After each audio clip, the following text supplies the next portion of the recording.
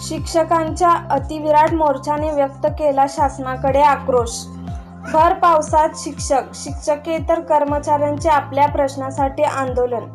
सोलापूर जिल्हा प्राथमिक शिक्षण संघटना समन्वय समितीच्या वतीने 25 सप्टेंबर रोजी 4 हुतात्मा पुतळ्यापासून विराट आक्रोश मोर्चास सुरुवात झाली। सोलापूर जिल्ह्याच्या कानाकोपऱ्यातून जवळपास 8000 पेक्षा जास्त शिक्षक, पालक, ग्रामस्थ, विद्यार्थी मोर्चात सहभागी झाले होते।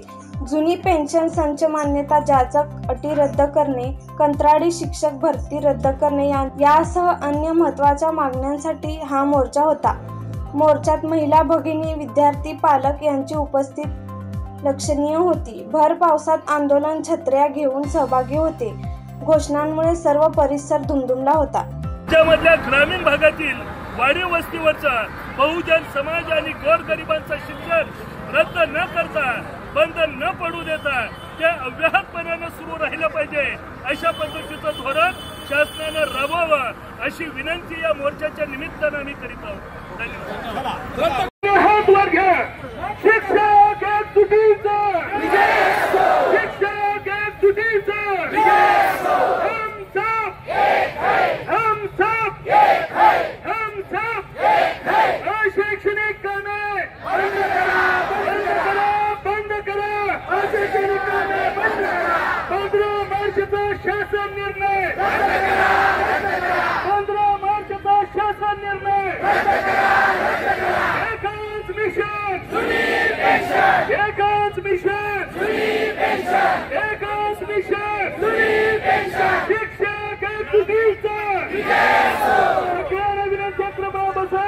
सन्मान्य जिल्हाध्यक्ष यादवरचं सूचना देते। आजपर्यंत झालेल्या मोर्चामध्ये एक ऐतिहासिक मोर्चाचा असा योग म्हणावा लागेल। या मोर्चाला 5000 7,000 जास्त बंदोबस्त केलेला आहे। शिक्षणाला प्रेमी सुद्धा या मोर्चामध्ये सामील आहे। बंदोबस्तीनं 15 मार्चला शासनाने क्लिअर पारित केला संच मान्यतेचा। पूर्वी 60 पर्यंत 2 शिक्षक, 90 पर्यंत 3 शिक्षक सगळ्याची भूमिका हे तुमची धोरण आहे या शासनाचा। म्हणूनच 15 मार्च 2024 शासन करण्यासाठी तुम्ही आम्ही रस्त्यावरती उभा आहे। दुसरा महत्वाचा मुद्दा मी यावरून सांगतो। 1 नोव्हेंबर 2005 पूर्वी लागलेल्या माझ्या बांधव किंवा तत्पूर्वी जाहिरातमध्ये ज्या शिक्षक जनकल्याण मराठी न्यूज चॅनलला अजूनही सबस्क्राईब केलं नसेल तर सबस्क्राईब करा, जेणेकरून आमचे नवनवीन अपडेट्स तुमच्यापर्यंत पोहोचतील।